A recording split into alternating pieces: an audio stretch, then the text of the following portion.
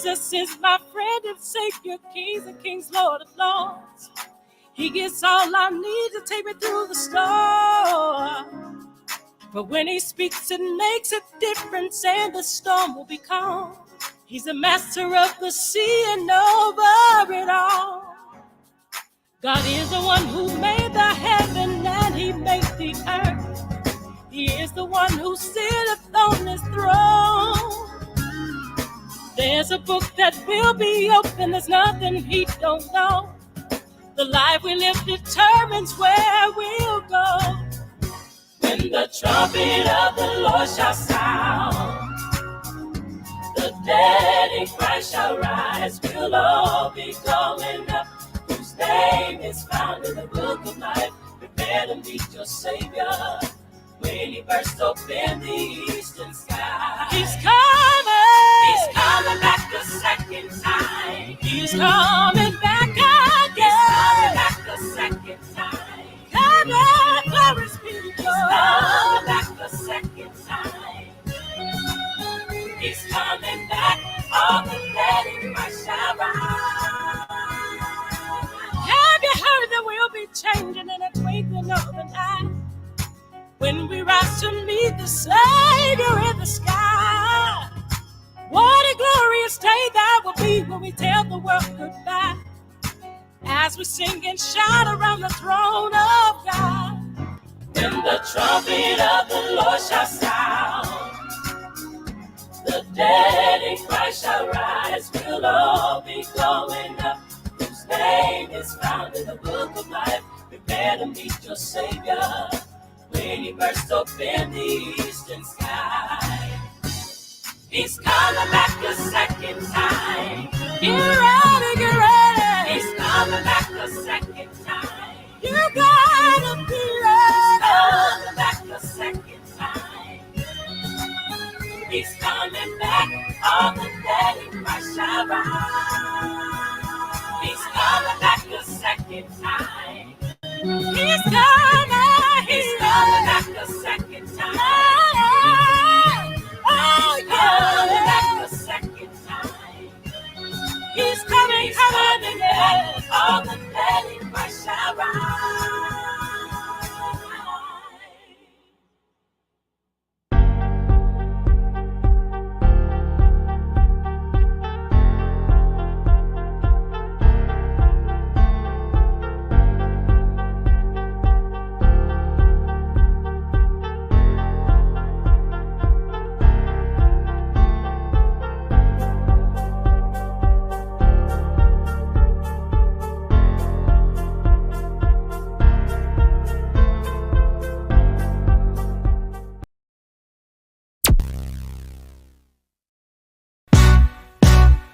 In the world that spins around, full of noise without a bound, there's a voice that's calm and deep. It's Eric G with thoughts to keep. Random thoughts with Eric G, where ideas flow and minds are free. Every story, every angle, a mental journey to untangle and unfold with Eric G. Oh, in the random thoughts with Eric G. Woo-wee! What's up, everybody? How y'all doing? This is your little big brother, Eric G, and I am back at it again, y'all. Welcome to a brand new episode of Random Thoughts with Eric G. Hey, y'all, I am excited. Like I always say, I am on season 7. Season 7 of my podcast. It's been going amazing. Y'all, I'm going to tell y'all the truth. It's a lot. It's a lot. And I'm going to explain it right as I do my random thought, and y'all know how I do it. Random thought, man. Hey, y'all, so look, this is the truth. This has been on my mind lately. So a lot of people don't know, man, I'm on this mental, spiritual healing, trying to get my body together a little bit. You know what I'm saying? Trying to get it all focused, y'all. And I'm be honest with y'all, I'm down 10 pounds. I'm happy for myself. And I'm thinking to myself, like, look, man, I gotta get to the place now that I really gotta get my body together, y'all. And that's the truth. Random thought for real. Because and I'm sitting there, I was at work last night thinking about it. Like, y'all don't want to know what my biggest fear is? Like, my biggest fear is like getting into a fight now. like, like it's been a long while since I got into the fight. And don't get me wrong, I can go with the best of them, but it's been like a good long time. I'm like, yo, I don't. And these kids nowadays don't know how to not stop fighting, and so you got to keep on fighting. Like, no, man, I'm gonna give you a good 10 minutes, and then I'm gonna just grab you. Then after grab you, look, we both got to lay down on the ground or something because I need a break. Okay, but when I get back up, it's on. Let me catch my second win because look, I can't fight for these 30 minutes fighting like y'all do nowadays. This ain't boxing. This ain't no rounds. I'm gonna take me a break and take a nap or something. Like we got to get back into this. But that's just my random thought, man. All right, y'all. So let's get into what I'm do today, man. Before I even get started in the show, I want to just go ahead and just give out a lot of information what's going on with me right now, y'all. And people don't understand. I know the last couple episodes I look so tired and sleepy because I have been really running. I got so much stuff going on behind the scenes in my real life that y'all don't even know nothing about, man. Right now I just started, man. I want to give myself a pat on the back. I have just enrolled back in college, from the business program. I'm excited. I'm working on trying to get my financial aid stuff right. And a lot of people don't know that a few years ago I was in college, and I had a real bad medical issue that kind of took me out of college. And I'm so happy that I'm able to get this chance, and I want to work hard to get myself back into school. Oh, thank you, man. Thank you so much. Appreciate it. Yeah, I want to work really hard to get myself back into college, y'all. And I would say that if you have a dream, no matter what your age is, don't give up on it. Never stop going for it. I mean, like I said, I don't know what's going to happen. I don't know if I can get the scholarship or whatever, or a grant. But I'm not trying to do no loans, y'all, because Biden didn't approve the loan forgiveness last time, and I know Trump or Kamala might not do it either. So we need to go ahead and get somebody to donate some money for me. Also, y'all, another thing that a lot of people don't understand that I got going on, y'all, I'm really trying to work hard on like being a business owner outside of like my podcast, which is was one of my biggest business, and I really love doing this. Um, I have a catering company that's Big Boy Greens, located here in North Carolina. If y'all need anything, I am available to cook wherever you need. That's my side hustle. Everybody know I've been cooking for years. Also, I am. I want to say this part here because I'm actually excited to say this part right here, y'all. I am. I am partnered on a new up and coming digital magazine called Upsurge. My boy Troy Ryan. Y'all know him from Man of Men, a horror podcast. He also is familiar on what was the Love Journal podcast. He has his own book called Diaries of the Arcadias. You can find it on everywhere. By the way, Ryan, Troy hit me up, and he asked me to be one of his partners for this new up and coming magazine, which the first issue will be out on Halloween. I can't wait for y'all to check it out. I'm also partnered with some great people in podcasts. My homegirl Troy Blackman from Successful Toy Podcast. She is also one of the partners. A great woman, great businesswoman named Amron Barnett. She's the owner of Opulence Radio. It's a 24-hour online radio station which promotes a lot more of Black podcasters. Um, she's one of the partners in this journey. And y'all, man, we all been working hard on this magazine, and I'm really been working hard, y'all. I was doing work this morning when I got for work, but y'all, I'm really excited, man. I want to shout out to my boy Troy for even believing in me to be a part of this. I get kind of excited. I'm talking fast. I'm sorry. All right, man. But yeah, so y'all, that's another thing, y'all. And also, man, back to the college thing. Like, look, both my sons is about to graduate high school soon. My oldest graduate this upcoming year. My youngest graduate in another year or two, and they're going off to live their life and be in their journeys. My wife, she has a wonderful bakery called Coley's Vegan Treats here in Henderson, North Carolina. Um, and I was like, yo, it's my turn, man. I need to do something for myself, man. I'm the backbone for everybody in my family, and I want to be the backbone for myself. I want to push myself to where I need to be. And I've always worked hard, and everybody who knows me knows that I work so hard to try to live my dreams and try to make the dreams of everybody around me happen. So, like the fact that I got accepted back in college is amazing to me, really amazing to me. I'm work hard with. I work a swing shift job and kind of like the breadwinner in my house. So I'm trying to focus all this together, and I need y'all to pray for me. But if any one of y'all want to sow a seed in a black man's life, I would give you my cash app happily. Y'all can get it. As a matter of fact, I would mail it to you. You want me to? I need all the seeds if y'all want to sow it to me. I You can do it. Uh Thank you so much. Hey, yo, you know what I'm talking about? You can do it. This woman right here, Miss LaShawn, y'all don't understand. That's inspiration. She went ahead and graduated and had a shoe line on the side. She did it all, man. So I want to be like her. You know what I'm saying? So, but yeah, no, like, oh, appreciate it. Thank you so much. I'll take all the prayer. I'll take it all. Just pray that I don't go to sleep. That's all I'm doing. Cause Lord knows, a nap would change my life. Ah, man. But today's, y'all know that I've been doing different weeks. Every week I have a different series, different, like a different topic that I'm gonna be doing. And I can't believe I'm on episode 9 of my podcast, y'all. I'm on episode 9. Normally I do 10 episodes a season, but this season I'm balls to the walls, y'all. We are really riding this like hard this season, and I can't wait to see what else. Y'all, like, I'm gonna tell y'all, I got a lot in the chambers. I got a lot in the chambers. Just wait. But this week episode is spirituality and religion. And I've had some great people. If y'all hear the song that's playing at the beginning of the episode, that's from my homegirl, Miss Shamia Crawford. She's on all platforms. Shamia Crawford. She does a lot of like funny videos on Instagram. She's also a singer, a actress, playwright. She does a lot of stuff in entertainment. I got a chance to interview her the beginning of this week. So check out our interview on all platforms. Me and Shamia Crawford. We talked about her upbringing. Born and raised in North Carolina. And now also I got to shout out everybody else that came on my show too. I got to shout out my good brother Jim. I would say Jimmy Sams, but he went with James.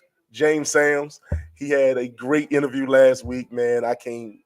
Y'all need to check that out. It's on all platforms. And yo, tonight, all right, let's finally get into it because I hope he's in the room. He might be in the back room. Hopefully, he come in. But tonight, I got another wonderful pastor. That I don't think a lot of people get a chance to talk about their pastors. A wonderful pastor that I know. He's actually a family member of mine, and he's really been really working hard and bringing up his church in Richmond, Virginia. He has worked very hard, and I've been watching him do his work to try to build it up. Also, he's in the process now of I don't know, he just became a grandfather. So shout out to him, grandfather. Also, man, he's in the process of, I think he's building a sanctuary for his church. And if I can get him come on, hopefully he's in the back. Make sure. Okay, yeah, yeah, okay, I give him a few more minutes. Give him a couple more minutes. So y'all will see me stall for like a quick minute. But yeah, so he's actually a good family member of mine. I'm gonna text him, make sure he's ready. Okay, there you go. There you go. I see him. I see him back there. I see him back there. All right, y'all. But I'm gonna give it up to this wonderful, wonderful, good person right here, man. I just got a chance to meet him a couple years ago, and he's been nothing but family ever since. I can't wait to see his journey in becoming in this pastor work and how he touched people, and I hope his story will be able to inspire y'all, just like my brother Jimmy Sams did. And y'all can't wait for y'all to meet him. Let's give it up to, I call him Uncle Drew. Yo, let's give it up to Andrew Clements. Hey, how you doing? Good. Yourself? How you doing? Hey, I'm alive, man. I can't complain. How you feeling? Pretty good day. Pretty good day. Went by kind of quick. Thanks for the reminder. Hey, trust me. Look, I would have been in bed sleep if I didn't thought about it myself. So much things going on, you forget. Man, look, that's life. That's if you ain't busy, man, you did. So that's what's up. Mm-hmm. Anyway, so how you been feeling? First of all, I'm good. Everything's well.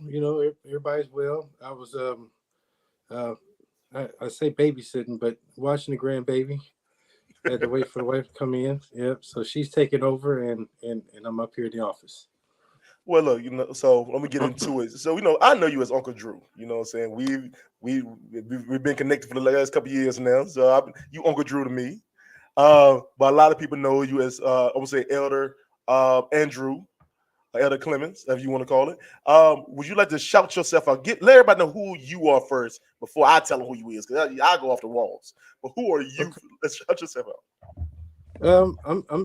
I'm just Brother Clement. Let me see. I started out. I'll go back. I spent 20 years in the military, in the Navy. I never thought I'd join the Navy. My dad was in the Army, and after Mm-hmm. 20 years, actually, he did like 23 years in the Army. And being in the military was the first thing for my mind.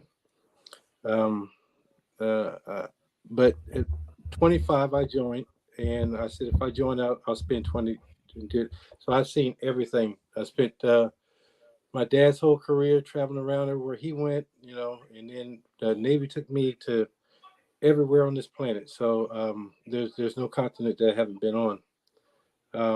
I've seen all walks of life, experienced different cultures. From then, I retired, and now I work for the Department of State, and been doing that for quite a few years. Actually, before that, I was a contractor. Then I went to work for the government, and in the process of doing all of that, I've attended numerous churches around the world until I retired, and I settled here in Petersburg. Mom decided she wanted me to live here at home, so I finally moved back home, Mm-hmm. and then the Lord called her home, and Mm-hmm. then Dad moved to Florida, and remarried, and moved to Puerto Rico. So Oh, yeah, he tried to get me to move down to Florida, and I said no, I'd have moved here to Virginia, and now you gone to Florida. And now, if I had to move to Florida, you would have left me in Florida, went to Puerto Rico. So I said, I'm good right where I'm at. right. But I've seen three pastors come in this church, and the last pastor, he um, was met with unfortunate health, and tried to get him to stay on, and I just cover him. Mm-hmm. And he said he went to the bishop and told the bishop he wanted to retire, and they asked me if I would take over the church. So Mm-hmm. I said, if it's God's will, I will do that. Hey, hey, So, but you know what? So so I love that. I know that your journey has been a amazing journey, ups and downs, and I know that you finally here to have your own testimony.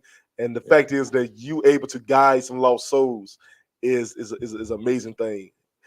Um, so I want to get back. I want to get into your upbringing. I want to start it from the beginning, and we're gonna work our Okay. way up. Let's See, get I ain't into go your. that far back. I went I'm back, but not that far back. we gonna go far back. I'm gonna take you back. That's what I do. I want to take you all the way back to the beginning. Hey yo, so let's go back to young Drew. Who was young Drew, man? What was your background? Where are you from originally? I was born in Vance County in Henderson, North Carolina. Okay. To my mother, and I didn't know my father at that time. Hmm. They split, and mom took off, and I guess she met the dad that I know today. He was in the military, and then we traveled from him. About age 13, I was told that he wasn't my dad, and that was kind of a shocker. Sitting there eating at the table and hearing, no, you're kidding. So yeah, I kind of grasped a hold of that, and as the years went on, I kind of was curious, and it was never ever told to me. It was kind of skirted. Um, so I left well alone, till I got older, and then I decided to look on my own, try to do ancestry.com and different things, and search, and kind of lost hope. So a little mix up in birth certificate and name and all of that. Back in those days, they didn't track that stuff too well. Right. Right. So, and then I don't think mom was real forthcoming. I don't think that Right. she left on good terms. So she appeared to have changed the birth certificate and Mm. kept some stuff disclosed. So Right. I am, I am who I am, Hmm. and all of that thing, everything that we go through makes us who we are today. Right. God knows what He's doing. He orchestrates our path, and we follow. path that He has laid out for us, so that we can become what He wants us to be. It's kind of like that clay on the potter's wheel, Mm-hmm. and He's just molding us and shaping us to what He wants, and then in the right season, the right time, in the fullness of time, then we will come forth the way He wants us to come forth and do the things Right. that He wants us to do. And had you not gone through all the things that you went through, you wouldn't be able to do the things that you're doing today. That part. And one thing I want to say too, man. I know that. I mean, going through that situation is could be trauma. I'm sorry, my bad. Froze up. It could be traumatizing. Yeah. Um, for Without doubt. you at that age. Was it that you did it? How did it affect you? Because because I was at 13 is when I lost my grandmother, and I had to change my life over a little bit. So at that age for you, how did that affect you in the beginning stage? That okay, what I knew is not the norm. Now I move over. I have to try to accept what's going on. Well, once you've, before I knew, I didn't know. Yeah. Um, but once I found out, it's you analyze everything. It was me and my brother right underneath. There was four of us, Okay. and the last two was by my dad that we know today. Hmm. But the afterwards, you start looking like, am I being treated the same as them, or are they being treated the same as me, or everybody receiving the same thing? And then those kind of thoughts will control a person if you give it, if you feed into it. Right. But if you ignore the thoughts, I mean, the curiosity is always going to be there. Who is he? What does he look like? My whole thought pattern was health wise. I don't Hmm. know my father's side of the family, his health history, so I Right. can't apply it to my life and standards today. Well, after finally finding out, my father's side of the family, we found it's sugar runs in it, diabetes. Hmm. So my whole life has been um, fueled by sugar. Because the old slogan, if you're not doing nothing, have a Snickers, I a got you. I bunch of them. got I mean, you. so I mean, if I had a known, I would have curtailed that and not indulged as much as I did. Right. But once I found out, and I'm actually diabetic myself, so Mm. if I had known that, would I be it today? Only God knows. Right. Right. But if if once we know something, then we can make a change in doing that. Mm. So I decided to do that, and I heard you talk about losing weight. I lost 30 pounds once they told me that. Doctor Woo. said, "You're diabetic." I said, "Diabetic?" She says, "Well, I told you last year you was pre-diabetic." I said, "I missed that." She looked back through the record trying to validate. I said, "No, it's in the record. I told you." I said, "Okay, you told me, but what I Mm. got to do now?" So she said, "You got to change your diet and you got to exercise." And Right. I said, Right. "That's it?" I said, "I can do that." Hmm. I exercised the military. When I got out of the military, I said, "I'm done with the military. I'm not exercising no more. I'm through." And I gained 30, 40 pounds. And um, evidently, that was something that my body chemistry shouldn't have done. Hmm. Exercise has been my whole life: football, track, basketball, you name it, I was involved in it. And in the military and the exercise regiment that they have, but I stopped. And Right. um, that's when diabetes showed itself. But at the same token, oh, sorry about that. You fine. You fine. At the same token, I Hmm. I I I received a phone coming home from church, sitting at the table, coming home Mm. from church. And I sit at the table, my wife is at the counter, at the sink, and my son's at the counter. And all of a sudden, my phone rings, and I look at it, I'm like, telemarketer. So I hung it up. And then all of a sudden, the number calls right back, same number. I said, let me see who this is. So I click on it, and he says, is this Andrew Clement? And I was like, yes. Is your Mm. mother Mary Clement? I said, yes. she starts yelling, "Oh my God, I finally found you. Oh my God." And I'm like, and my wife turned, I had on speaker. My wife turned around, and my son turned around, and they're looking like, who in the world is this? Uh-huh. And it turns out it's my sister's daughter, um, Mm-hmm. and Was it Destiny? Destiny, and she Yeah. started screaming, and then it went from there. The next thing you know, we're all sitting at a restaurant eating, and I told my dad, and that the accountant what happened, and Mm-hmm. he was like, after some time, he was like, so now that you've made contact, how do you Mm-hmm. feel? And Mm-hmm. I was like, huh? He says, that they just accepted you in open arms. Mm-hmm. He says, the way you sound, it sounds like you was never absent. You was Right. always Right. there. And I said, it kind of feels that way. Mm-hmm. And I said, it feels good. I mean, I thank God that they're in my life at this time, and it must be a reason because God Mm-hmm. does everything in His time. Right.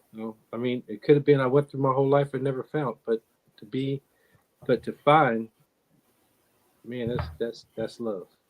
Hey man, that's amazing, man. You know what? And I've watched you over the like at least last couple of years to see you and these 27,000 people that's in your family now.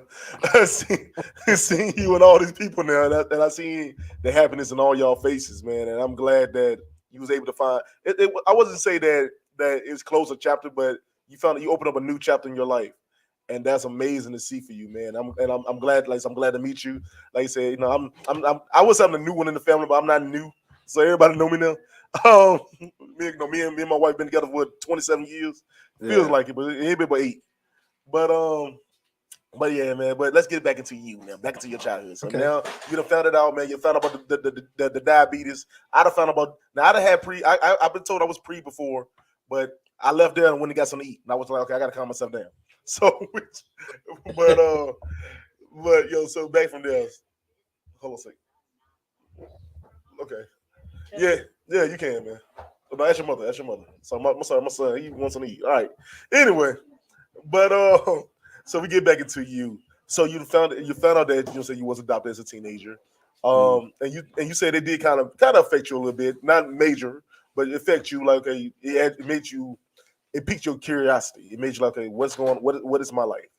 Um, from there, did you ever at that age? I know a lot of times as kids we don't tell our parents how we really feel. Hmm. Um, did you was you worried about telling your father, or was you worried that he was going to feel away because he was a military dad? Because military dads can be strict. So would you worry about even saying anything to him or having that conversation with him?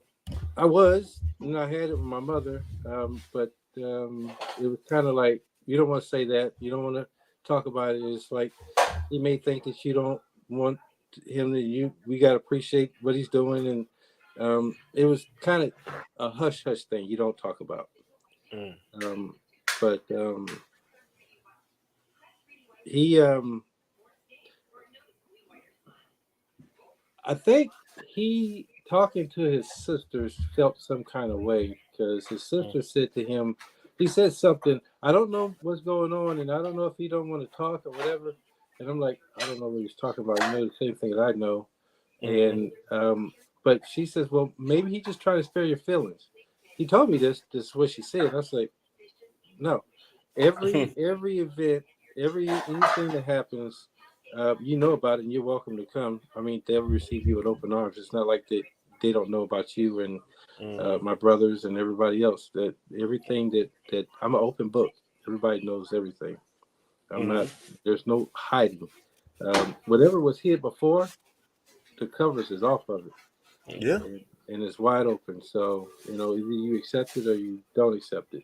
I searched for Mm, this for so long, mm, that now that I have it, mm. I'm embracing it. I ain't letting But go. when when I say it's crazy to see the resemblance of all y'all look alike, that is Hmm. it's crazy because all y'all look alike. You're like, yeah, you part of the clan now. But, uh, hey, so the next thing is, man. So from there, like you said, you did football, you did all your sports and everything. You grew up like a normal kid. Hmm. Um, you got into the military. How do you make that journey to the military? Because you say your dad was an Army vet. How did you go from being like? I know I'm gonna be honest with this story because I'm gonna tell you the truth. My dad is a Navy vet. Okay, Okay. my dad's a Navy vet, and his thing was he ever since I think I was probably 14. He when I started high school, he was like, "Well, if you don't go to you don't go to college, you're going to the Navy." Yeah. And I was like, okay, yeah, I'll do it. I ain't touch a ground of the Navy, not a ground. but how was that for you, man? How did you make that choice for you to Well, go I in that lane? was going to go into the army. I actually went to join the army. Well, I'll back up. When I was in high school, about to graduate, they suggested I go into the army. So I went down there because they forced me to go down there. I didn't want to go to the military. I tried to get on the military bases got fence all the way around it, in the houses inside the base. And in order to get to your house, you got to show an ID card. Mm-hmm. I lost my ID card. I'm I don't know 11, 12 years old, and Mm-hmm. the guy wouldn't let me through the gate to go Mm-hmm. home. And I said, I don't want nothing to do with this. How's an 11-year-old going to do anything to a military base? And why would you be trying to go there talking about, I live on this street, and you supposed to have all the competence to protect the country is keeping this child from going home. I said, I didn't want no part of it. But I grew up, and I said I was going to make my own way. And it didn't go the way that I wanted to go. Mm-hmm. And by the time I said if I ever joined, it'd be uh, I wouldn't join after 25. I would try to do whatever I could do, but I said 25 would be the cutoff. No, I turned 25 June 28th. By July 18th, I was in the military. Mm-hmm. I went down to join the army, and well, I backed up before. When I was in high school, I failed the test on purpose, so I didn't have to go 2 times. I'm gonna say my story when you finish. Go ahead. Yeah, and then I went down to the recruiter when I was 25, and I, I knocked on the army door, and it was closed, and started to walk away. Some Navy recruiter standing in the doorway with his arm folded, and he says, "Can I help you?" I said, "Yeah, I'm here to see the army recruiter." He goes, "They're out to lunch." I said, "Okay, thank you." And I started to walk off. He said, "Wait a minute. You ever think about joining the Navy?" A lot of water and big ships flashed in my brain. I said, "No." And I took up. Not that I can't swim. I mean, I can swim Yeah. pretty good. But he says, wait, come back. It is not what you think it is. And Mm-hmm. I walked around the office, and I figured I got some time. Maybe they'll come back from lunch. Mm-hmm. Before I knew it, I was taking a placement test. Mm-hmm. He said I passed. Come back the next day, took the ASVAB test, and um, passed it. That was on a Friday. Saturday, I had whatever to do, and paperwork, whatever. And then Sunday, I checked into the hotel, and Monday morning we flew out going to Orlando. Monday morning, it was a Thursday. I went to the recruiter, and that Monday I was in boot camp. Woo. Man, so let me tell you. So I'm gonna tell you my story real quick about the military. 'Cause, I feel like I got to connect myself to everybody. So, so my thing was my dad. Like I said, my dad really wanted me to go to the Navy. He always said, if you don't go to the Navy, go to the Air Force. And I never believed in the war. I didn't believe in the war. Like when I was coming up, that's when 9/11 happened and all this other stuff. So I never was agreeing to the war. Um, so you're like, if you didn't go to college, go to the Navy. I was like, oh, okay, yeah, I'll do it. Then I'll do it. You know what I'm saying? My dad's a Navy vet, and yeah, whatever. I do it. And I tried hard to go to college. I'm not gonna lie to you. I tried hard. My grades was great. I could have went to college if I applied myself more. I ain't gonna lie to you. I could have went straight to college, but I didn't. So I said, well, you know what? I'm gonna try this Navy situation. The recruiters came to the school, and he picked me out. I was at lunch. He caught me when I come out of lunch. Hey, you want to talk? You want to go to the Navy and all that? And I'm like, I find out about it. And I went over there and talked to the sergeant. His name was Sergeant Amos. He always say, remember my name like the cookies. And famous Amos, Sergeant Amos. And and I never forget it. I don't know where he at now. I hope he's well.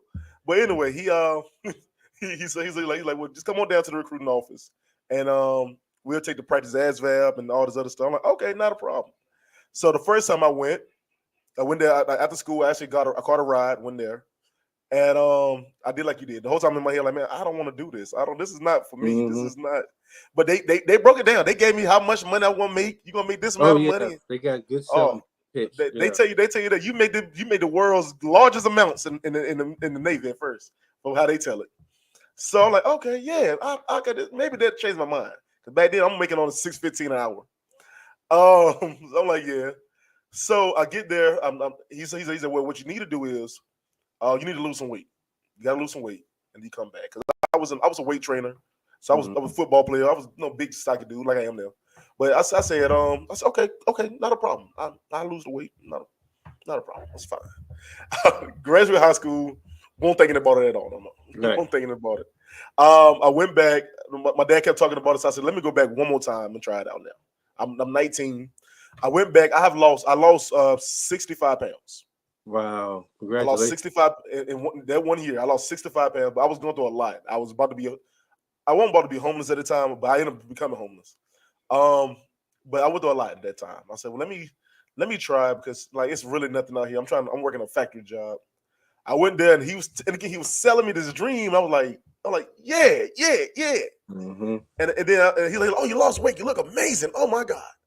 So I'm sitting there and I'm taking the practice ASVAB. And in the middle of me taking it, I'm like, you don't want to do this, Eric. Some guys say, Eric, this ain't for you. Don't do this. And I just start answering any questions. Like, it's like, yeah, yeah, Yep. yeah, That's yeah. how you do it. You don't want to get in it. I answer any questions. And I failed with flying colors. I failed fast. So what he did was he said, how about you come back tomorrow? We'll take the test again. I came back the next day. They really tried. He's like, oh, you look amazing. You can do this. Give me 25 push-ups real quick. Knock them out, no problem. He said, take the ASVAB. I took it again. I failed it again flying. What he did was what a lot of people don't know you ain't supposed to do. He gave me the answers to the questions. Wow. He gave me a booklet that had. I hope I don't get in trouble, but time frame is different. He gave me a booklet, like a pamphlet, not Mhm. pamphlet. It was like a bunch of paper. ASVAB study guide. Yeah, it's a study guide, but he had Yeah. all the answers, and it Yeah, had yeah, the yeah. answers. It had the answers highlighted. Yeah. Like, Well, they sell those in the library, not the library, but the bookstore.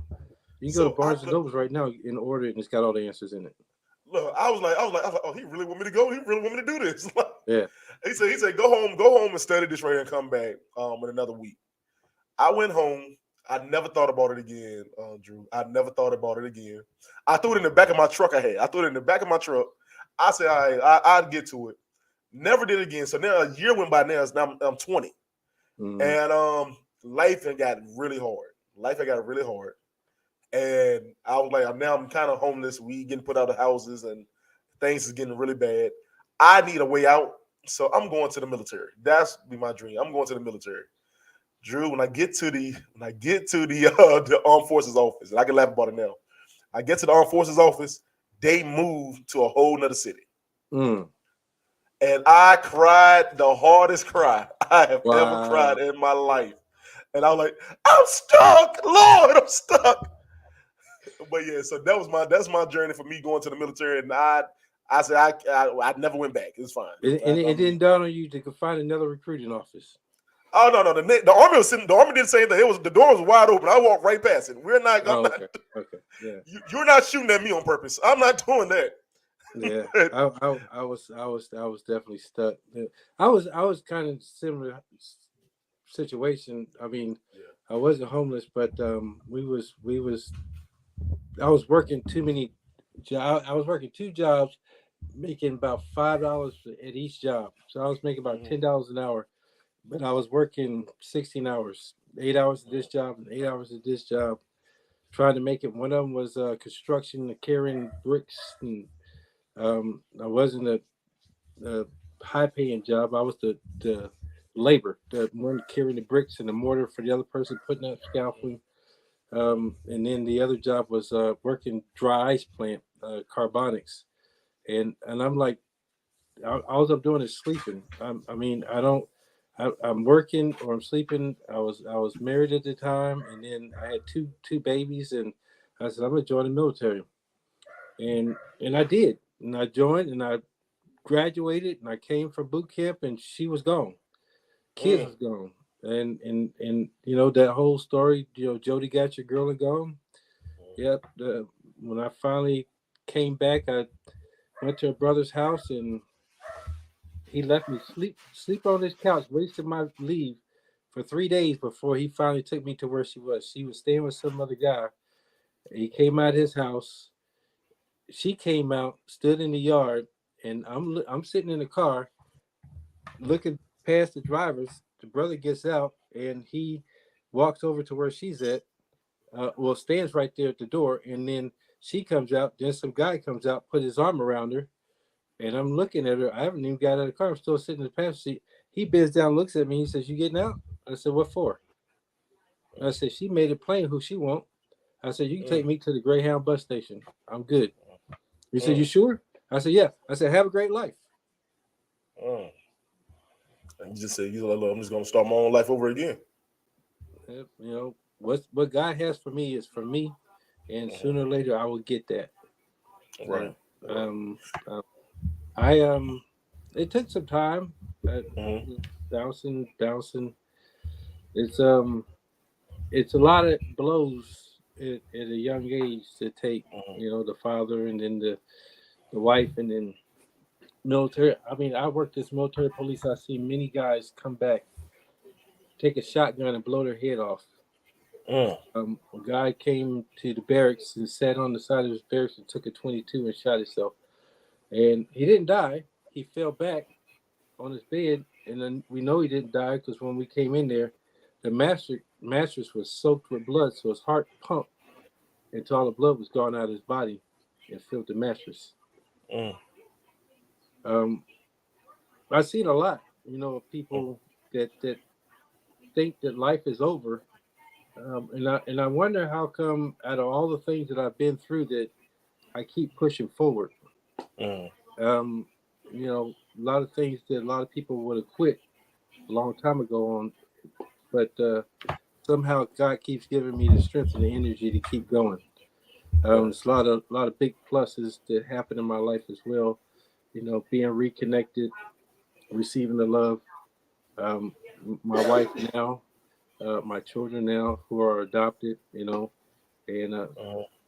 Mm. my daughter, she's going through college right now, and son is ACA program, doing Mm. good grades and in the band, and he is all kids got their issues and Mm.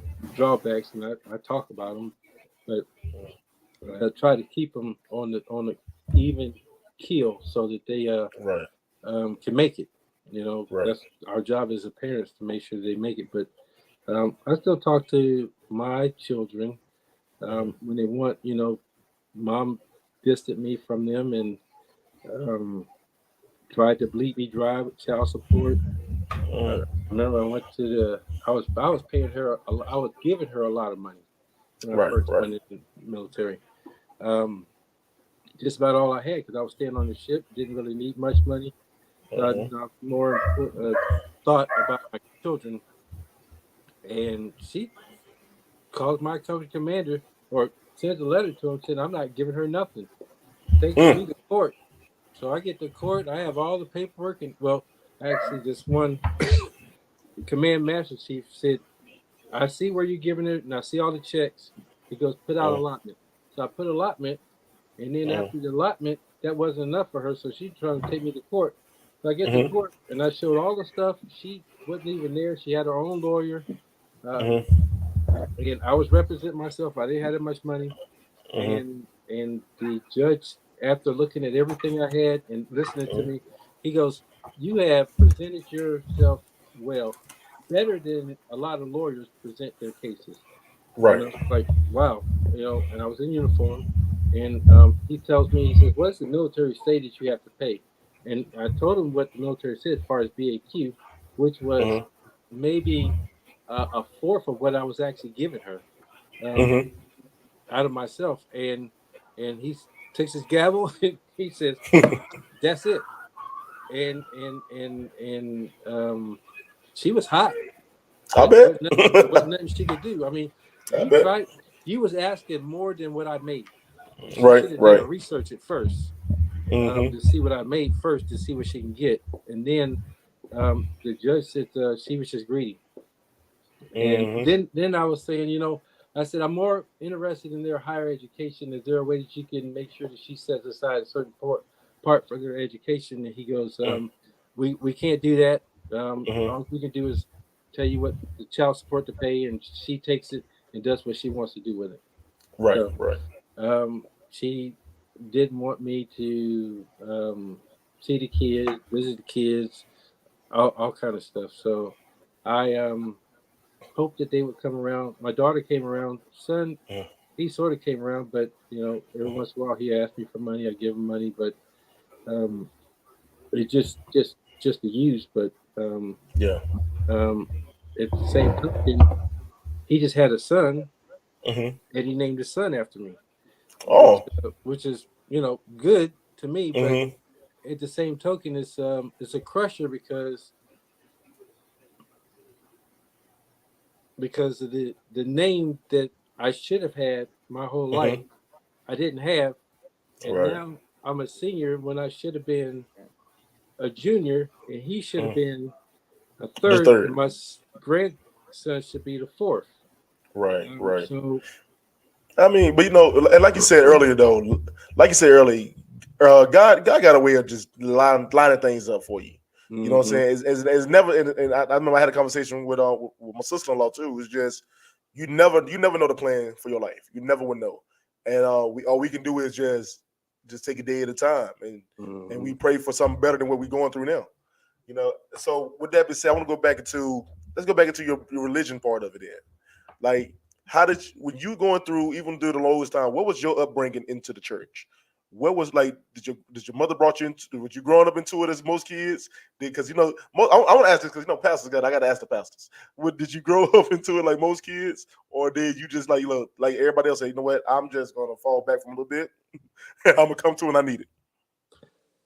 well, I think I was about 8 years old. There was a van that came around base, or a bus that came around base, and looking for people that wanted to go to church. So we saw it, talked to them, Mm-hmm. said, "Can we go to church? Can we get on the van to go to church?" And it wasn't your typical black church. I don't know what church it was, but they were singing stuff like Michael rowed his boat ashore. Um, so I mean, it was church, um, Mm-hmm. but nonetheless, we went, and I guess mom was actually grew up Catholic, and dad was holiness, Okay. but they wasn't living. Mm.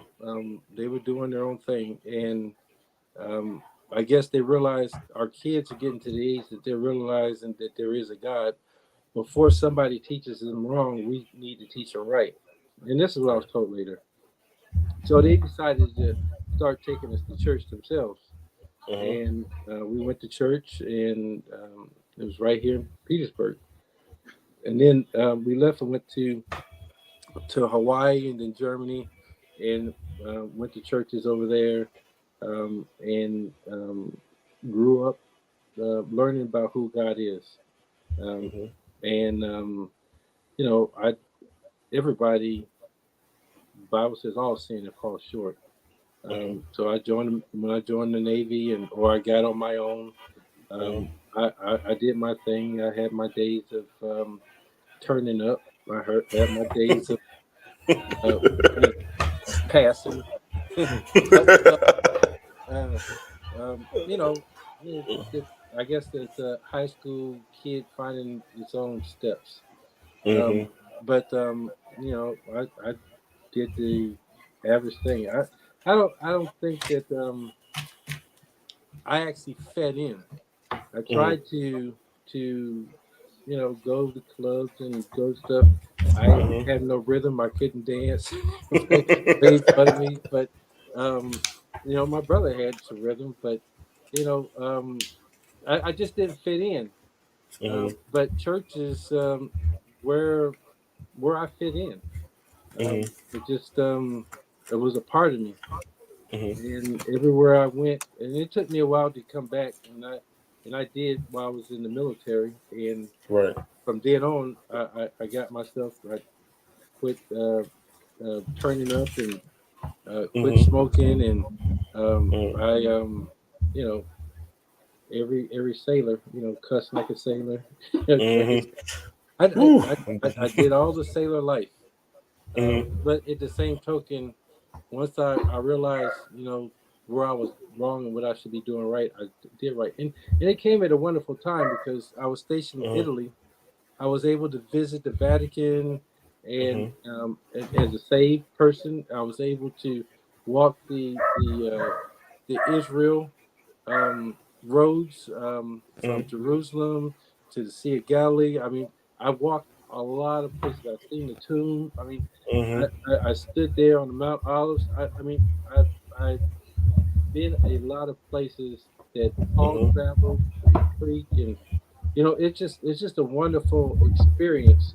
And Right. that is something that I realized that I belong. And Mm. from then on, it's been no looking back.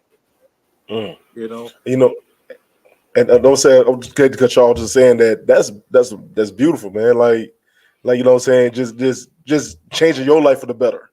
You know, and I think that's a journey that I have honestly been trying to get on. You know what I'm saying? For me personally, is that I always try to find a journey of like peace in my life. You know what I'm saying? I tell everybody, I guess if you ask me personally, I'm more of the spiritual side of of things because I know Hmm. my spiritual connection to God. Like I believe there's a God. I know that He's in me. I know that He's surrounded Himself with me. You know what I'm saying? Now I grew up like you said going to church like everybody else. I told my story. Like I went to church like everybody else. My mom had me in church. She used to read me the Bible when I was a little kid. You know what I'm saying? Went through a period where I didn't go. But when I got my dad made me the usher of the church, and we sitting there, and like I told you, we watching old ladies and all this stuff and everything. And but me personally, I couldn't sit there and connect because I always felt like I was working. I always felt like I was Hmm. doing some kind of like duty. And then as I got older and I got to a place where I pulled myself away from it, and because I had my hard times and I went through my hard times and I pulled myself away from it. That's when I realized I needed God more than anything. So that's how I feel like I need to connect with Him on a spiritual level than more than just me reading the book because that's not my understanding. My understanding is also want to be with how I know that He's in within me, and that's parts of the book, yes, but also me knowing that He's exists within me, seeing the blessings He brought me, even when I was in my darkest days. You know, Hmm. so with all that happened, I'm gonna go to you. Like you said earlier in the story, you watch a lot of people, especially in the military, lose their minds behind a lot of stuff. You know what I'm saying? Figuratively and literally lose their minds behind a lot of situations. And seeing all that type of like turmoil and also dealing with the situation with your wife and everything, how did you found yourself how was you able to be closer to God or your religion at that time? Or did you pull away from it like most people will? No, actually, it brought me closer. And I think that at times God was separating me from things that drew me away. Mm-hmm. And I, I'm on marriage number three. Mm-hmm. I tried to second marriage. I tried to go to church. I tried to be around church, Mm-hmm. and and I went like I always did growing up because I love church. Mm-hmm. Um, you know, like 3 times a week, and sometimes more than that, depending if they doing something.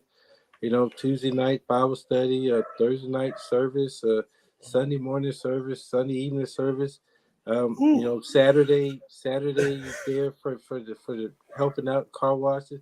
I mean, when you're around church, it's around family, and you got to think if you're gonna go to heaven, you're gonna be Mm-hmm. around church 24/7. I mean, well, it Mm-hmm. ain't really gonna be no 24 because it's always gonna be daytime, but you ain't gonna Yeah. need to sleep. So if it bothers you to be, people can do for hours the things that they want to do. That's true. I sit there and That's watch true. football all day long and be content, or be out on the football field with practice, and then come around the next day and come and play the game. And I mean, people do the things that they want to do. And if you love doing what you're doing, the time goes by fast. And you'll be like, wait, It does. it's a time to go. We just got Mm-hmm. into it, but I was so into it, and she was not. And I said, and she cut my suits up, saying I love the Woo. people at church more than her. She did a lot of stuff that made it unbearable. And I said, Mm-hmm. well, maybe I should stop going. And that was a big mistake.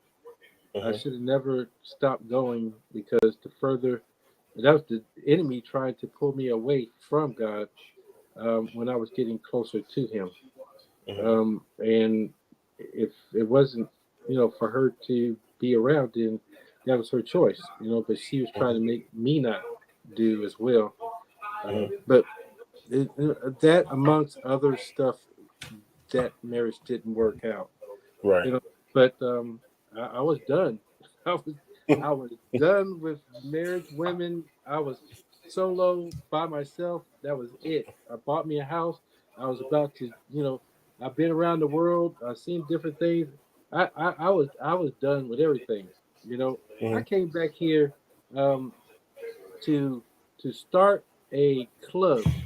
I was Mm. going to, yes, I was going to start. I had money set up. I seen all these 24 and over. I seen 40 and over. I was about to start a club that I seen bits and pieces of all around the world. And I said, Mm. I'm about to do it. And I was head that way. And then I went to church, Mm. and God said, I got a different plan for you. Mm-hmm. And things just turn around. Yeah. And He changed all my plans, and I ended up spending all my money and resources in His house instead. And Mm. I continue to do that. And I can say right now that God is, they say your latter days should be better. They say Mm. He's gonna bless you with double for your trouble. Mm. I can honestly say that everything I have now it outweighs everything I've had my entire life. Uh-huh. That's And what's I ain't up, just man. talking about materialistic things. I'm talking about spiritual things. I'm talking about peace. I'm talking about the joy. I'm talking about Uh-huh. satisfaction in life. I mean, you know, we go through tests and trials and everything, and I don't know if I passed all of them, the ones that He Mm-hmm. wanted me to pass, but I've learned a lot to be able to show and help other people along the way that Mm-hmm. this is what you shouldn't do. And you can't really tell people what they should do. You can Mm-hmm. only tell them what the Bible says, Mm-hmm. and then they have to make their own choice in what That's they true. want to do.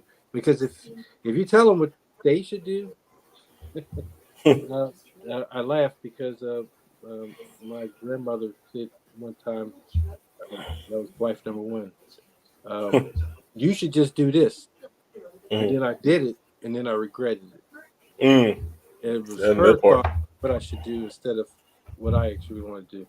So you need to make up your mind what you want to do, and then once you make up your mind what you want to do, the only person you have to blame is yourself for That your part. life. Yep.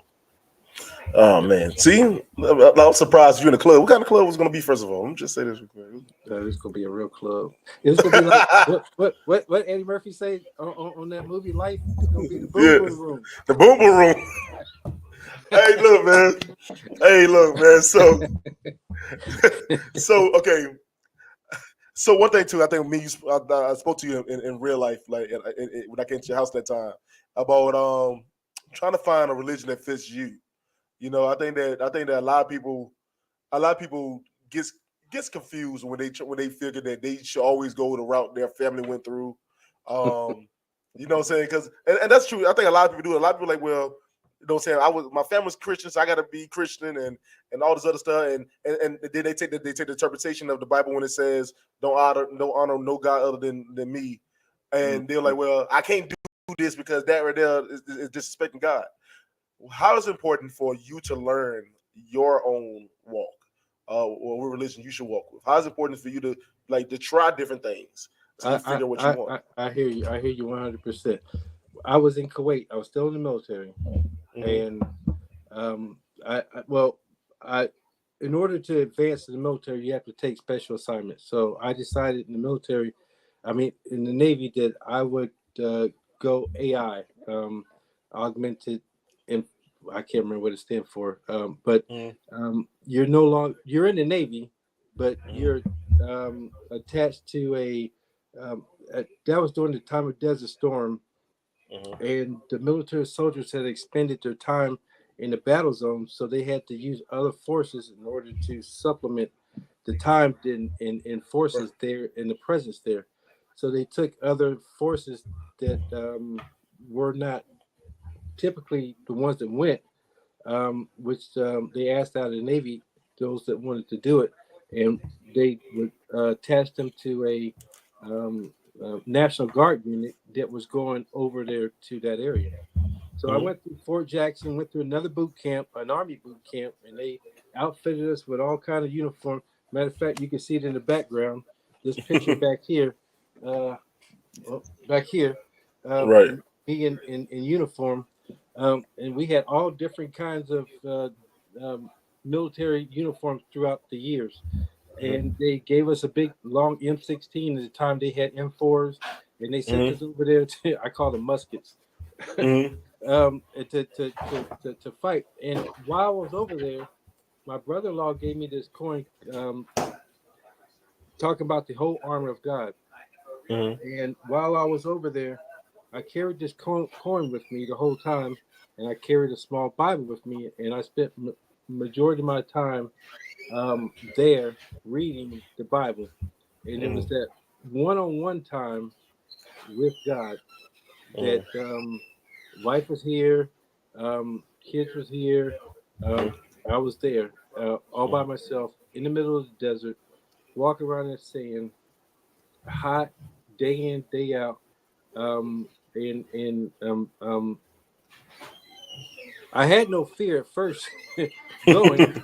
I had a peace of mind going till mom said, she got mad. She said, why in the world would you volunteer to go over there? Your dad didn't volunteer to go to Vietnam. Why in the world would you do that?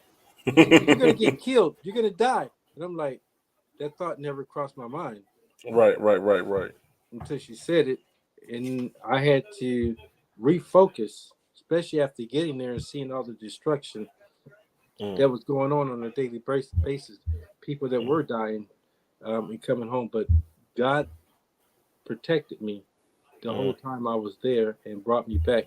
And also, I got closer with Him and learned more about Him through Scripture. I read the Bible many, many times while I was over there. Mm-hmm. Um, and uh, when you separate from everything else, He Mm-hmm. gives you that peace in the midst of the storm. Mm-hmm. When you ignore everything else that's going around, then you end up in a place where you can stand all by Him without any other assistance. Right. So nothing can actually penetrate you if you can get to that position in Him. Mm-hmm. I don't know if that answers your question. Matter of fact, I mean, I forget what you asked. But I mean, I'm gonna wrap it up. I'll bring it into it. I'll bring it back. I get what okay. you're saying. You know, I was saying how important was it to you to figure out whether you belong in what religion. Um, Now I remember. I remember. I remember. I always say if you was born a Buddhist, then and your family's a Buddhist, you're probably gonna be a Buddhist. If you're born a Hindu, you're probably gonna be a Hindu. It didn't. You're born a Catholic, you're probably gonna grow up and become a Catholic. Um, at some point in our life, we have to determine ourselves. He says, "When I was a child, I spake as a child, understood as a child. But when I came a man, I put away childish things." You know, we have to understand in ourselves, and we have to look at every avenue. Mhm. Well, I did, and rule them out. And I went through Muslim. I went through every last one of them. Scientology. You name it. I went through it and ruled out why that is not me. Got you. And once I ruled out everything, I came back to Christianity. I came back to what the Bible stands on. So I know beyond a shadow of doubt that I have been grafted in. Mm-hmm. And once you have been grafted in, you walk in that. Now, don't get me wrong, you could be grafted out just as well as you was grafted in. Right, right. But as I always say, there is no angel sitting up in heaven when you make a mistake, scratching your name out of the book of life. And then when you start doing right, he's writing it back in. Mm-hmm. You're either written in the book of life or you're not. He's either Mm, in your heart or he's not. mm, Look at all the disciples. He told them, if you eat my body and drink my blood, um, then you have part in me. He says, those disciples that were standing there, said, this is a hard saying. Who can follow such a thing? And they followed him no more. mm-hmm. Did they ever follow him? You Mm, can't follow him no more. If you ever followed him, you would be following him. But if you mm. never followed him, then it's not that you follow him no more. It's just that you continue not following him. Right, right. We that are his are his. I mean, can you say that you're not your father's son? No. If Mm-hmm. you're your father's son, you're your father's son no matter what. Right. And I told my wife just before we got married, I said, I'm not doing this again. Mm, I'm sitting in the back of the church. She walks past me, and I actually knew her when I was a kid, and she didn't recognize me. I recognized her, and she walked past me and then sat on the other side. Then her mother finally told her who I was, and then she came up to me and she said, "Oh, how you doing?" I said, "Oh, now you're gonna talk to me." mm-hmm. I said, but when we decided to start talking and when we decided to get serious, I said, I'm not doing this again. If we get together, there is no such thing as divorce. Mm, Just as a mother can't divorce her child, mm, neither can we be divorced. right. We're in this no matter what Mm-hmm. to the end. Mm, So and she said, I agree, and we support one another in that same aspect. What I want mm, is not first and foremost to me. It's what she mm, wants, mm-hmm. and vice versa. And as long as you support each other in that manner, it'll Right. always be that way. And no secrets in Hey, communication. I love that part, man. Me and that's one thing. Me and Cole, like we had a lot of we had to trust me. We hard headed. We both hard headed. So we had to knock our heads against the wall a couple of times when we got to halfway decent. Now. We halfway decent now. I ain't gonna lie, it ain't easy, but halfway I decent. tell So I get it. everybody that first 5 years is rocky. You Well, make it look, 5 years, you good. uh, but technically we on year 8, but it's neither here nor there. but this is we almost a decade in. Like, that's hard. Yes, yes. And I used to but tell her that too. We made we it know it's 10 weird. years. We know it's different. Like, and I tell everybody, it's a difference between being married and actually being like dating. Like, these 3 years of marriage has been way different than the 5 years of dating. Like, it was way different. My patience is a little more better. So that's how it is. So get back into it. Get back into it.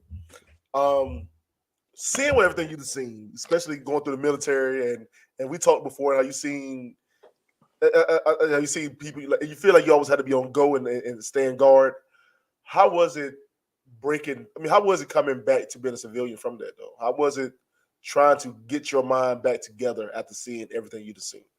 Well, there's only one part of my life that I actually had a problem. Before that, I'm not government issue. I am me. Mm-hmm. And the military is just a job. There's a lot of incidents where people got to that point. I remember these chief engineer allowed everybody in the main spaces. There's 4 main spaces to personalize the boiler front, where we painted some action figure or whatever we wanted to paint on it, and they looked nice. I mean, they was really good artwork. Mm-hmm. And they got a new chief engineer, and he said, "I want all of them to be the same." And they was running around talking about, "I'm not doing it. If he wants to do it, he can come down here and do it himself." I said, "He's lieutenant commander." And we are Navy sailors, but you want to make yourself a government issue? I said this boiler is government issue. It belongs to the Navy. If you make yourself part of this machine, um, if he wants it pink, paint it pink. We getting paid regardless. That's our Mm-hmm. purpose. So don't become part of the machine. And I kept that mindset um, always, but sometimes being around something so much weighs on you. When I Mm-hmm. went to Kuwait, IEDs was a big thing, and they taught us to drive down the center lane of the highway because people were getting, blowed up and checking out. And um, I would drive that for almost a year down the center. I got back to the States and I found myself driving down the center lane, Mm-hmm. not knowing and not because of safety. Mm-hmm. And when you stop at a light, never being in the middle lane, always being either the outside lanes, and never pulling right up to a vehicle, always leaving room enough back so you have a way to escape. Mm-hmm. I had to force myself to ride on the outside or to Mm-hmm. ride in the middle lane or be at a stoplight. Um, it's something that affects your mind sometimes. Mm-hmm.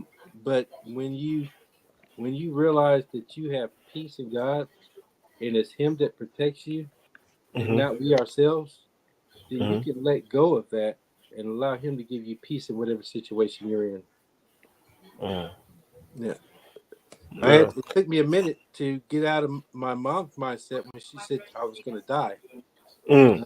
But I had to refocus and realize that He's in control.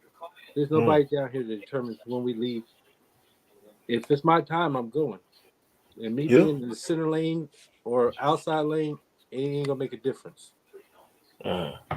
So, man, so, that's good. That's good. See, that's a little word right there, y'all. Y'all need to hear that. That's a word we need to hear. Get outside the house. Get on the outside lane, y'all. All right, man. Get All on right. the So, outside lane. hey, no, man. So I'm gonna bring it down to where we are now. You Hmm. know what I'm saying? Your husband for the third time. I ain't gonna say it all out, but your husband, your father, your grandfather. You know what I'm saying? How did you get to the place now where you was like, okay, I'm ready? I mean, how was that call? Did you get that? How was they answering that call from God? Said, look, I want to become a pastor. I want to go into ministry. Like, when was that call? Well, it was by a phone call from the bishop. Um, I mean, I never said that I wanted to be a pastor. It was I tried to uh, convince the pastor that was the pastor to stay the pastor, and I would be his right hand man and help him Mm-hmm. do whatever he needed to be done. I'm cool with being second in charge, third in charge, fourth. It don't matter. I'm just cool being in the house. I'm like Martin Luther King. He says, if your job is to street sweep, be the best street sweeper you can be. So when you die, they can say, "Here lies the best street sweeper that ever swept a street." You know, Mm-hmm. I had no desire to be the pastor of the church, but when she says that she calls and says that um, he's stepping down because he has a touch of dementia. Will you take over the church? So we got to let God lead us Mm-hmm. in every decision that we make. If we make our own decision, we end up walking into a wall somewhere. Or I said, if it's His will, then it would be so. Um, she said we'll do a year um, interim. Mm-hmm. Most people say they'll do it, but they realize that they can't. Mm-hmm. I've been doing it for not only this last pastor, but the pastor that was prior to him. Mm-hmm. So I was actually doing a lot of it already. Mm-hmm. Um, it's a whole lot different standing behind the man than actually Mm-hmm. sitting in the seat. Um, I feel the difference. I pray different. Mm-hmm. My prayer for the church is different coming than it used to be. Um, my my concentrate on study and receiving from him is different. Everything in the outlook of what he wants is different. Because I didn't have to do that. That was the pastor's responsibility to receive a word in the direction from God to which word where to go. But now that falls on my shoulders. But she says Right. a year later, which is actually this January will be a Mm-hmm. year, but we're going to do a installation service on March the 29th, Mm-hmm. um, which will be a little over a year, but um, it's going to happen on that day nonetheless. Uh, but God puts everything in our path, and He equips us for everything that we need to do. Right. We Right. just we just got to trust and believe in Him that it's His will for us to do. If you put your own self up, then Mm-hmm. you're doing it out of yourself. And I don't believe that the blessing of God will be um, moving. And it may be, but Mm-hmm. there's many places in the Bible where they said, "Didn't we prophesy in your name?" And then He said, "I Mm-hmm. never knew you." Mm-hmm. I said, how is that possible? We can cast out devils and prophesy in your name, but you never knew me.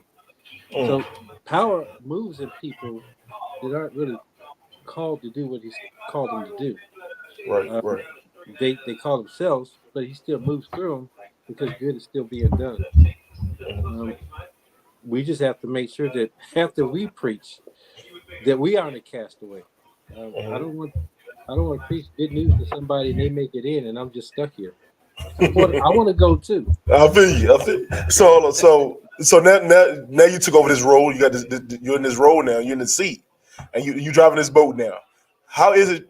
How is it trying to a obtain a congregation, and b trying to connect with them? Because like I said, you had two pastors before you. How is that trying to make that connection with this new congregation and filling that void? I think the connection is there.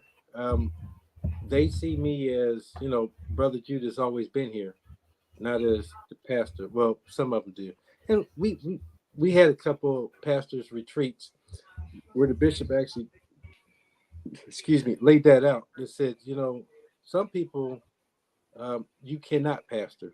They just won't let you. They won't let you pastor them, or anybody. It just depends on the person.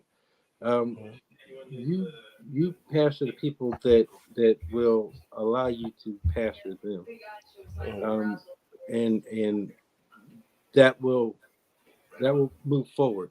I have people now; they'll just say, "How you doing, elder?" They won't say pastor. Mm-hmm. But there's many that say pastor. But at the same token, um, family also plays a big role in that too, because family, they see you in a position, they think that you can now make them in a position Mm-hmm. when you have to be non-biased. You got to hear from God and know that it's God saying that this person deserves this or that, Mm-hmm. which will cause people to have a drawback as well, because they think, oh, now you just hold me back, and we're family. You're supposed to be looking out for me. How come you ain't doing this? And you're family. So there's a lot of other issues that come along with it as well. Mm-hmm. Um, it on another hand, if we if we know that the people that surround us is willing to follow, is because that you are leading Mm-hmm. correctly. And if you're Right. leading correctly, that means God is leading the way. Last thing, um, Mm-hmm. um, um, Jesus always, when he in two different places, he asked them, "Have you caught any fish?" And he said, "Cast your net on the right side." Mm-hmm. After they said they caught nothing, and then they drew so many fish that they couldn't bring them in. Mm-hmm. Now, I am trying to figure that out because I stood in front of the church and I passed out flyers all on the right side, and Mm-hmm. we caught no fish. And then I said, Mm-hmm. okay, maybe it's me turning around and the church is on my back and the right side is this side. So we passed out flyers all on this side, and we Mm-hmm. caught no fish. And I Mm-hmm. said, okay, well maybe we need to go over to this location and cast out fish. Cast out through flyers and all through there. And it was a windy day, and the wind was blowing all the flyers off the cars, and it was just blowing all over the place. I said, "So this ain't working." So Mm-hmm. I am in the process now of making T-shirts with our Yeah. address on it, and hopefully people wear these, and Mm-hmm. then they get out. But at the same time, God is still bringing people. I pulled up to the church and I was sitting in my car. Car rolled up and it says motioning, and I rolled the window down and they said, um, is it okay if I've been driving by here for a while? It is okay if I come to the church on Sunday? And I was like, um, this is our Father's house. All are welcome to come to this house. Yeah. You don't have to ask for an invitation to come to this house. Just come. Mm-hmm. It's Mm-hmm. up to you. I said, but the service starts at 11 o'clock. Bible studies at 9:30. Come on, all are welcome. Mm-hmm. And she said, I'll be there. And Sunday, her and her little baby girl showed up, Come and I on, was yeah. like, wow. So God sends people when you need help, and He said to pray for laborers to come into the vineyard, and Mm-hmm. we pray for that as well. You know what? And you know what? One thing I had to learn too, and I was thinking about it. Like, I used to be concerned with trying to reach so many people when I was mentoring. You know, Mm-hmm. so I want to make sure that everybody reach out, everybody understood what I was trying to do and whatever. And I remember that I got let down when I felt like a lot of people wasn't connecting to what I was saying, right? Mm-hmm. Well, a lot of people won't support you. That's the thing. Even this podcast stuff. Sometimes you have your good days, you have your bad days. You have days where everybody's watching you, and days where ain't nobody watching you. But and I remember that. I remember that I was feeling really low about it one time. I was about to give up doing it. I was about to give up. And I remember that one a friend of mine was like, "Look, if you can reach one person, you'd have made your goal happen." And they're like, Absolutely. you done changed that one mind. And it was crazy. And I was like, man, like, yeah, yeah, yeah, yeah. But I remember that it was one little boy that I mentored when he was in the second grade. And to this day, he's about to graduate high school. He hits me up every month still to check on me to make sure I'm It, good. So it's I it's understand. amazing. You're absolutely right. I coached the football team a while back, and it was the youth kids. And every once in a while, I will see they say, "Hey, Coach Drew," and I'm like, "Okay, hey." Mm-hmm. They said, "You remember coaching us football?" I said, "Oh yeah, yeah, yeah." And then my son just told me just earlier just today, so and so said tell you hi. You Mm-hmm. coached them playing football. You never Mm-hmm. realize the people that you touch, Mm-hmm. just doing the things that you do, Yep. and you make an impact on their life. Just think back in your life. There's key moments in our minds that we can draw back and remember a key person or key place or something that happened that we love. It changed our life for the better, Mm-hmm. and you make that happen for so many people that you don't realize. Mm-hmm. Yeah. Oh man, so look, man, we gotta wrap this up. We're getting close to time. I gotta be at work tonight. Uh oh. And I like, I talk I been up talking forever. Well, But I just got off before I got on. I know you did. Yeah. I know you Yeah. always going. All right, Yeah. so before I get off though, I want to ask you this right. What is the advice from like you said, from a mentor, from a pastor that you would give out to somebody right now that's stuck in their own mind, stuck in and feeling like there's no hope, or feeling like that they don't know how they can move forward? What is a piece of advice you can give them, and hopefully that they'll listen to it and move in the right direction? I seen something the other day. Well, I don't know what day it was, but it was a while back. And I loved it. I saw a mirror and in the picture, and in the picture on the other side of the mirror was Mm, young Michael Jackson, little mm, boy Michael Jackson.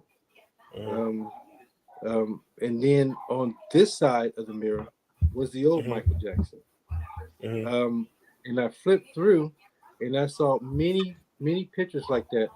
I saw young Martin Luther King and old Martin Luther King. I saw so many pictures as I flipped through that, and I wish I had saved it because the young you is struggling to get to the old you, but it has no idea what they're gonna become. We Mm-hmm. have no idea the great potential that's in us. It's kind of like um, um, an oak tree seed. Looks so Mm-hmm. little, and you put it in the ground, it grows so tall and massive. The Mm-hmm. young you has no idea what the old you is going to be. It's the journey along that gets you there to become what you are today. Even what you are today is not the version that what you're going to be later on in life. Mm-hmm. We always have to know that we are always growing, we are always evolving, and if you stop, um, that's all you're going to be. But if you keep going, you have no idea what you're going to be. There's doctors, there's lawyers, there's you never know what the turn is going to be. I watched my little girl struggle through finding out who she was, and now she's about to be a nurse. Mm-hmm. And I would have never thought this little girl that kept running away, kept doing her own thing, and disobedient is turning out to be something that's going to save and help a lot of people's lives. Yeah.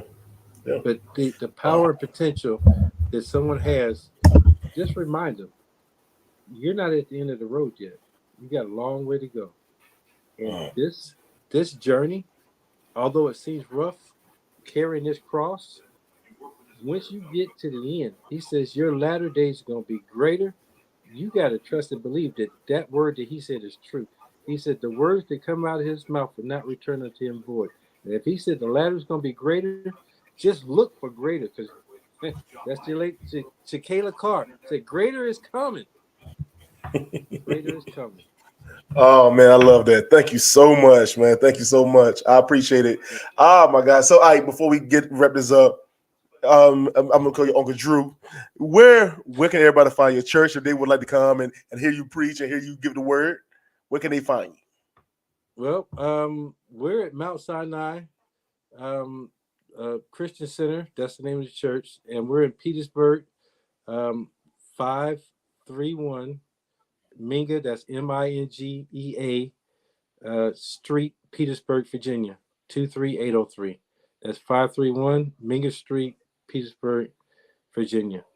Um, it, if you want to come, or if you're even clergy and you want an opportunity to exercise the skills that God has given you, and you're a preacher, give me a call, and we'll give you an opportunity to preach the word of God and exercise the gift that God has given you as well. Amen. Amen. All right now. All right, y'all. See, look, My, my, look. my sister's coming on Sunday, and my sister's Okay, going to yo. be speaking. Oh no, I mean, I already know gonna be some shouting in that house. Anyways, hey, look, man, look. I want to thank you so much. You know what I'm saying? I appreciate you coming on the show. I tell everybody, man, y'all made my dreams come true by being my guest. So I really appreciate it. I wish you nothing. I mean, absolutely nothing but the best. And I already know that God got things bigger for you than you didn't even expect it. So continue to keep growing, continue to keep shining, and I'm so happy for you. So all right, man. So let me wrap this up. Let me wrap this up the way I know how to wrap this up. Hey, All y'all, right. man. I wanna thank Uncle Drew. I call him Uncle Drew Clement. For being my guest tonight. Yo, check out this episode plus many more on my YouTube channel, on Facebook, on all platforms. I'm on Pandora, iHeartRadio, Spotify, Google Podcasts, Apple Podcasts. Dang it, if you name it, I am on it. Y'all, I'm trying my best to keep it clean this week. Y'all be trying me because normally I be cussing. I'm trying. Y'all see, I'm doing good. So I mean, so look, but like I said, I want to thank you so much. Also, I got like a couple more episodes left of my spirituality week, and I can't wait for y'all to check out what else I got planned. Check out all my other episodes, like I said, on all platforms. Thank y'all so much for watching tonight, and like I always say, God bless you. God Peace. bless you. Get it.